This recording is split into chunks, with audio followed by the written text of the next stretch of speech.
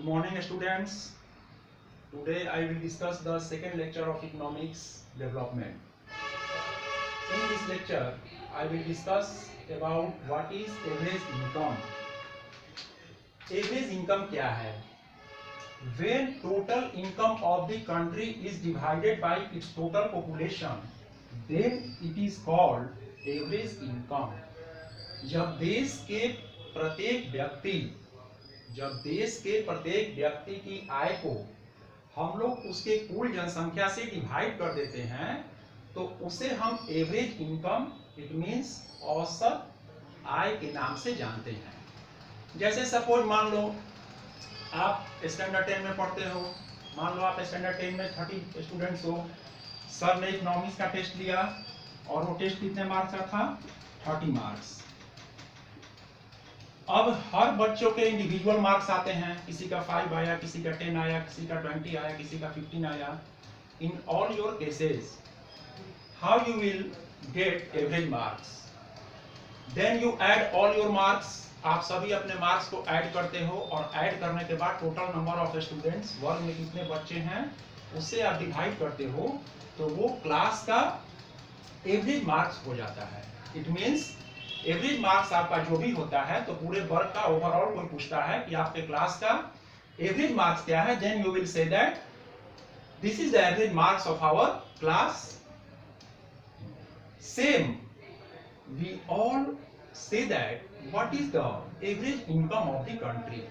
भारत का प्रत्येक व्यक्ति कुछ ना कुछ पैसा कमाता है, कुछ ना कुछ अर्न करता है, तो फिर हम कैसे कह सकते हैं कि इस देश की एवरेज इनकम क्या है, औसत आय क्या है?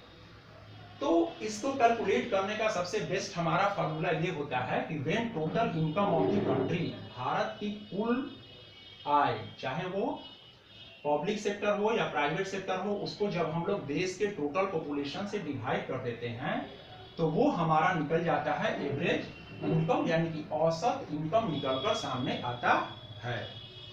जैसे आप बुक में देख रहे हो कि in World Development Report 2006 brought out by the World Bank, this criteria is used by the classifying country.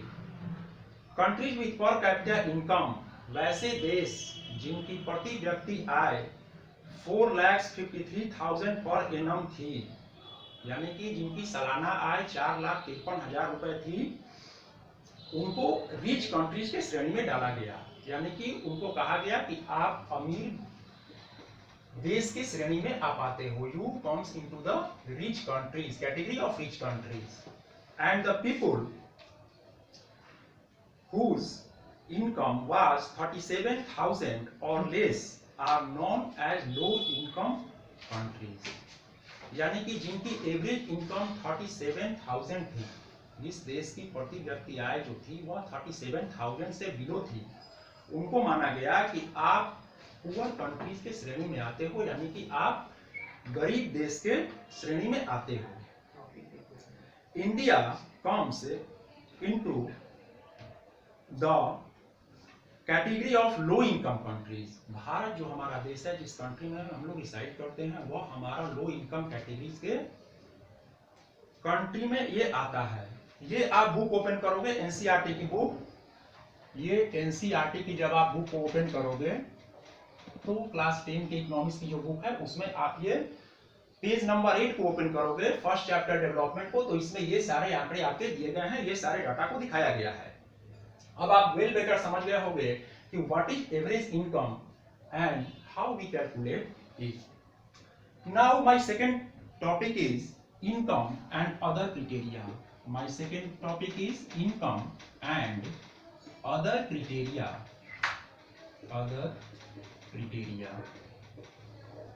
Let us start.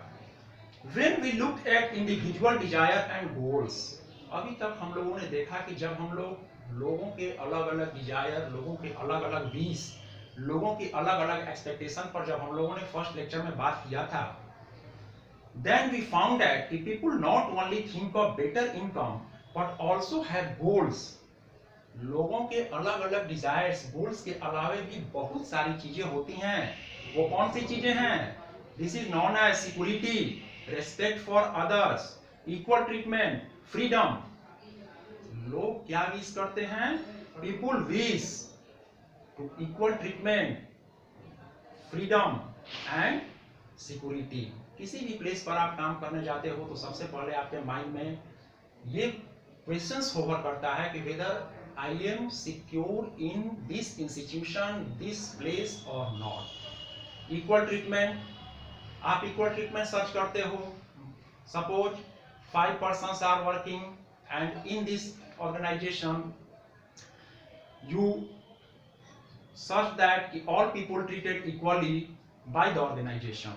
And freedom means liberty. What type of liberty? कैसी आजादी?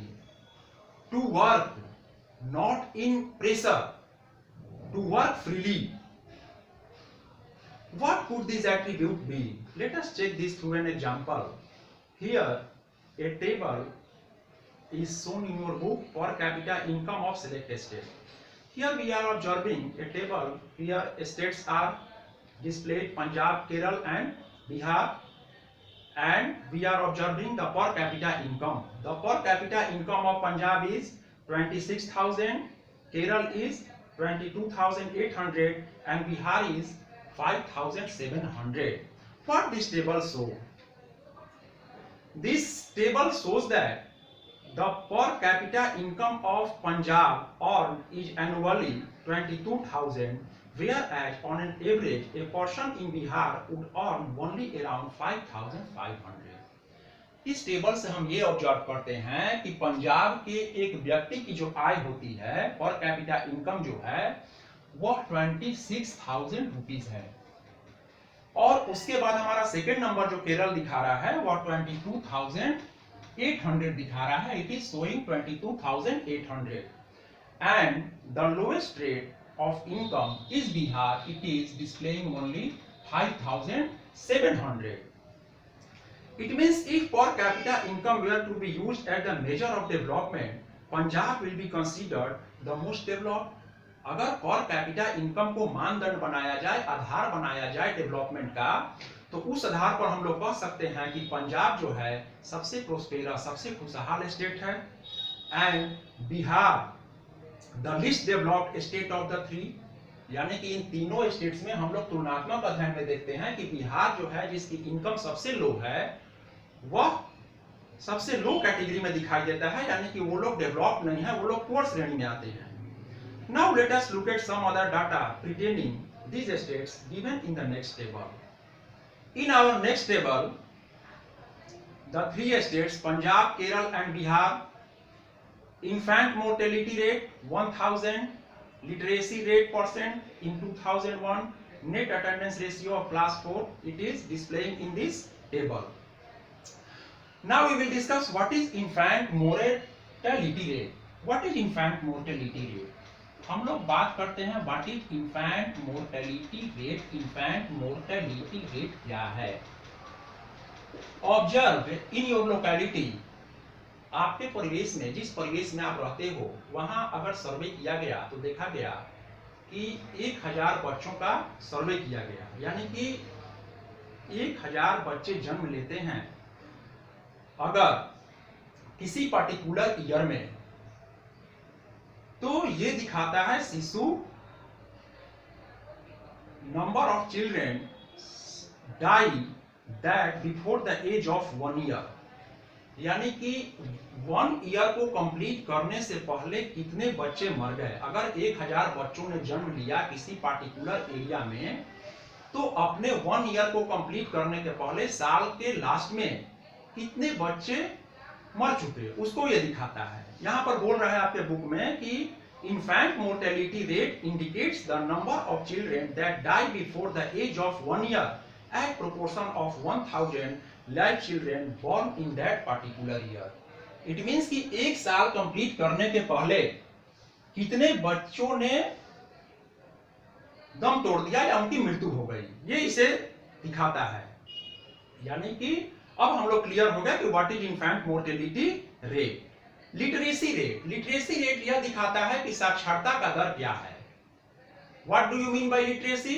लिटरेसी मीन्स कि one people who signs in the page और copy on the paper, he is literate. Literate का सही मायने में अगर हम लोग अर्थ देखें तो हम लोग बोल सकते हैं कि कोई भी व्यक्ति अगर अपना सिंबॉलिक रूप से सिग्नेचर करता है तो वह लिटरेट है, साक्षर है। आप जानते होंगे, you all know well better that Mizoram and Kerala, Mizoram और केरल भारत के दो ऐसे राज्य हैं जिसने 100% लिटरेसी रेट को ऑब्जर्व कर लिया है। ये 100% लिटरेसी रेट को ऑब्टेन कर लिया है, यानी कि वहां का कोई भी व्यक्ति जो है अब वह पढ़ा लिखा है, निरक्षर नहीं है। It means literacy rate measures the proportion of literate population in the 7 and above age group। 7 वर्ष से ऊपर के एज ग्रुप में जितने भी लोगों ने 7 इयर्स एज ग्रुप से ऊपर के जितने भी लोगों ने अपने लिटरेसी रेट को गेन कर लिया है वो लोग साक्षर माने जाते हैं। Then what this table observe? The first column of the table show that Kerala, out of 1,000 children born alive, 11 died before completing 1 year of age। आप देख रहे हो यहाँ पर कि केरल जो है, यहाँ पर 1000 बच्चों में 1000 इन्फेंट्स में बच्चे जो हैं 11 died before completing 1 year of age, but in Punjab the proportion of children dying within 1 year of birth is 49। आप देख रहे हो कि केरल में मृत्यु दर जो है वह मात्र 11 है, बट पंजाब में वो कितना है, only 49, and in Bihar 60। What this table show? This table shows that the death rate is low in Kerala and death rate is high in Bihar. On the other hand, the per capita income of Punjab is much higher than Kerala. In table 1.3 we observe that the per capita income of Punjab is much higher than Kerala। यानी कि केरल की जो income थी वह पंजाब के तुलना में वह मच हायर थी, पंजाब बेटर पोजीशन में था। Take 1.3, just think of how dear you are to your parents, think of how everyone is so happy when a child is born। अब आप ऑब्जर्व कर सकते हो कि जिस बच्चे का जन्म होता है और वो अपना 1 ईयर भी कंप्लीट नहीं कर पाता है, उसकी डेथ हो जाती है, तो यह किसी भी पेरेंट के लिए, किसी भी माता पिता के लिए कितनी ये बैड न्यूज होती है, उसके लिए कितना वो शॉकिंग न्यूज है। Now try to think of parents who children die before they even celebrate their first birthday. In case we observe that they can't celebrate their first birthday, वे अपना पहला जन्मदिन भी अच्छे ढंग से नहीं मना पाते हैं और उनकी डेथ हो जाती है। How all this happen? ये सब कैसे होता है? Now we will discuss in this topic. The problem does not end with the infant mortality rate। यहाँ से ये हमारी प्रॉब्लम समाप्त नहीं हो जाती है कि शिशु मृत्यु दर कैसे ये कारण बनती है, कैसे रीजन बनता है। Now we will observe that this means that if we went to school in Bihar, more than half of our class would be missing। अगर आप बिहार के स्कूल में जाते हो, गवर्नमेंट के स्कूल में जाते हो, तो वहाँ बच्चों का जो शिक्षा का दर है वह बहुत लो कैटेगरी है, यानी कि most of the children not attend their classes regularly and guardian can't send to their children schools. This is the major problem.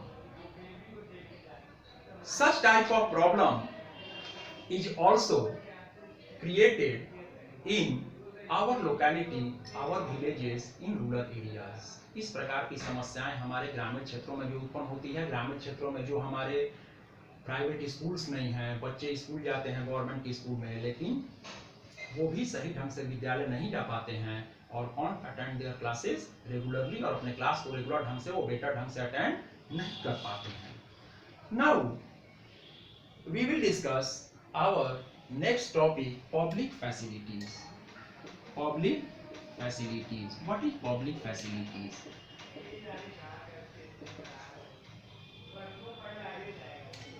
Money in your pocket cannot buy all the goods। ये बोल रहा है यहाँ पर कि money in your pocket cannot buy all the goods and services that you may need to live well।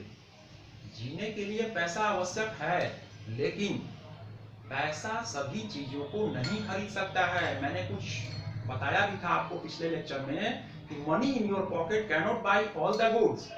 So income by itself is not a completely adequate sign of material goods or services that citizens able to। जीने के लिए money आवश्यक है, लेकिन everything can't be purchase through money. प्रत्येक चीजों को हम लोग पैसे की सहायता से नहीं खरीद सकते हैं। Suppose for example, let us take example, your money can not buy a pollution free environment, medicines, unless you can afford to shift to a community that already has all the things. Money may also not be able to protect you from infectious disease unless the whole of your community takes preventive measure. आप जिस society में रहते हो वहां पर कोई infectious disease से आप प्रोटेक्ट होना चाहते हो, बट आपके पास मनी है तो आप उसे नहीं प्रोटेक्ट हो पाओगे। Money cannot by fresh environment, पैसा सब कुछ नहीं खरीद सकता है। सिंपैथी, काइंडनेस, ऑनेस्टी, ये सारी चीजें जो हैं उसे पैसे से नहीं खरीदा जाता है। So now it is clear that money in your pocket can't buy all the goods and services that you may need to live with. यानी कि पैसा सब कुछ नहीं खरीद सकता है। पैसा जीने के लिए आवश्यक है, पर सभी वस्तुओं को पैसे से हम लोग नहीं खरीद सकते हैं। अब बात आती है कि Kerala has a low infant mortality rate because it has sufficient provision of basic health and educational facility centre. Infant mortality की हम लोगों ने पिछले टेबल में चर्चा की, तो हमने देखा कि केरल में जो मौत का आंकड़ा था बच्चों में, infant mortality rate, death rate का जो आंकड़ा था वह बहुत लो था। ऐसा रीजन इसलिए था कि केरल ने अपने बेसिक हेल्थ सेंटर को बहुत अधिक मायनों में डेवलप कर रखा है। Similarly in some states like as Bihar, like as Punjab और in Madhya Pradesh, Orissa, health centres are not well better developed. Parents cannot afford, if their children be sick, they can't afford costly medicines or sent to the hospitals for the proper treatment. So the death rate is high in Bihar, in Odisha or in Madhya Pradesh. Now similarly in some states the public distribution system function is well. Mortality rate, मृत्यु दर का एक reason यह भी होता है कि सबसे बड़ा रीजन होता है मेल न्यूट्रिशन, कुपोषण की कमी। मेल न्यूट्रिशन का मतलब ये होता है कि मदर जो होती है वह lack of proper nutritious diet, proper medicine और प्रॉपर रिच डाइट के अभाव में वो कमजोर हो जाती है, और बच्चे जो होते हैं वो मेल न्यूट्रिशन के शिकार हो जाते हैं और बच्चे कुपोषित होकर बीमार पड़ते हैं। Similarly, in some states, the public distribution system function is bad. हमारे बिहार की अगर बात छोड़ दें या केरल की बात छोड़ दें तो बहुत सारे ऐसे हमारे राज्य हैं जहां पर हर राज्यों में गवर्नमेंट के द्वारा पब्लिक डिस्ट्रीब्यूशन सिस्टम को वेल डेवलप चलाया जा रहा है, but ration shop does not function properly. In such places, the people there are able to get the problem rectified. जहां पर राशन की दुकानें होती हैं, गवर्नमेंट ने जिन शॉप्स को ओपन कर रखा है, पब्लिक डिस्ट्रीब्यूशन शॉप्स को अवेलेबल कर रखा है अनाज के वितरण के लिए, उसका प्रॉपर फंक्शन गवर्नमेंट के द्वारा नहीं किया जाता है। ये सबसे बड़ा एक रीजन होता है कि गरीब वाले क्षेत्रों में, यानी कि वैसे रूरल एरिया जहां पर लोग गरीब हैं, people are poor and they can't purchase the rations from the shops, our government is providing government ration shop, this is called PDS system shops, to distribute the food grains to the people. Government ने क्या कर रखा है कि ration shop को खोल रखा है ताकि वहां सस्ते दामों पर उन्हें अनाज को प्रोवाइड कराया जा सके, लेकिन उसकी भी स्थिति जो है वह बहुत सही नहीं है, खास करके वैसे स्टेट जैसे बिहार हो गए, उड़ीसा हो गए या फिर हमारे मध्य प्रदेश हो गए, जिसका रिजल्ट ये निकलता है कि बच्चे जो होते हैं वो मेल न्यूट्रिशन के शिकार होते हैं। Specially in rural areas, they can't get proper diet, can't get nutritious rich diet, and they be the victim of malnutrition and death rate is high in such states. Now we will discuss groundwater in India. What is the level of groundwater in India? Groundwater in India. As you well know that the problem of water is very major problem in India. आप सब समझ रहे हो कि पानी की समस्या जो है वो डे बाय डे हमारे भारत में बहुत एक गंभीर समस्या के रूप में उत्पन्न हो रही है, specially in the summer seasons. खास करके गर्मी के दिनों में जब हमारे यहाँ धूप तेज होती है या गर्मी बहुत ज़्यादा पड़ती है तो वाटर लेवल जो हमारे ज़मीन का होता है वो बहुत ज़मीन के अंदर नीचे चला जाता है। इसका रीजन यह होता है कि प्रॉपर रेन न होने की वजह से वाटर जो है वो पर्कुलेट नहीं हो पाता है और पर्कुलेशन के अभाव में वाटर लेवल जो होता है ग्राउंड का वो बहुत काफी नीचे चला जाता है and people can't go gate proper water to drink. As we all know that ground water is a renewable resource. हम लोग सभी जानते हैं कि ground water जो होता है हमारा वो एक renewable resource है. These resources are replenished by nature and in the case of crops and plants. However, even these resources may be overused. हम लोग सभी देख रहे हैं कि हम लोग वाटर का जो यूज होता है वो बहुत अधिक मात्रा में कर रहे हैं, इसको हम लोग डिस्ट्रॉय कर रहे हैं, बर्बाद कर रहे हैं. For instance, in the case of groundwater, if you use more than what is being replenished by rain, then we would be overusing resource. अगर मान लो कि बारिश नहीं होती है, बरसात नहीं होती है, तो उस केस में क्या होता है कि हमारा ग्राउंड वाटर लेवल जो होता है वो काफी नीचे चला जाता है और जिससे खास करके रूरल एरिया हो या अर्बन एरिया हो, ड्रिंकिंग वाटर की पीने की पानी की समस्या ये उत्पन्न हो जाती है and everything is completely depend upon water. हर चीज जो होता है वो किस पर टिका हुआ है? पानी पर टिका हुआ है. और आप ऑब्जर्व कर सकते हो वेल बेटर कि due to unavailability of water how we spend our life. पानी की अनुपलब्धता में हम लोग कैसे अपने जीवन को जी सकते हैं. तो भारत में आने वाले समय में वाटर लेवल जो है डे बाय डे नीचे की ओर जा रहा है. ये एक बहुत बड़ा प्रॉब्लम है. It is a major problem for the country. Now in general questions of development और progress is perennial. At all the times of member of society and an individual, we have to ask where we want to go. Now a major question arises in this chapter of development. Where we want to go, हम लोग कहाँ जाना चाहते हैं? What types of goal we want to observe? किस प्रकार के गोल को हम लोग ऑब्जर्व करना चाहते हैं? We have to think well better. हमें इस मैटर पर बहुत अच्छे से सोचना होगा कि without goal we can't achieve anything. बिना किसी गोल के, बिना किसी लक्ष्य के, चाहे कुछ भी हो जाए, हम लोग कहीं नहीं जा सकते हैं. Our life will be completely ruined. हमारा लाइफ जो होगा वह पूर्ण रूप से बेकार हो जाएगा. And now our life completely ruined and to make our life we have to first of all target our goal. हमें अपने गोल को टारगेट करना होगा. Then we can be well better our life. So the debate of development continues. इस प्रकार हम देखते हैं कि हमारा ये जो डिबेट होता है गोल का, ये जो डिबेट होता है हमारा डेवलपमेंट का, वो कंटिन्यू इस प्रकार से चलते रहता है. And first of all fix up in your mind. Then if you want to do something you have to fix your goals. Now okay, thank you. And now this is the 10 questions of chapter development. You all do all the questions in your fair copy and after opening the school I will check it properly. Okay.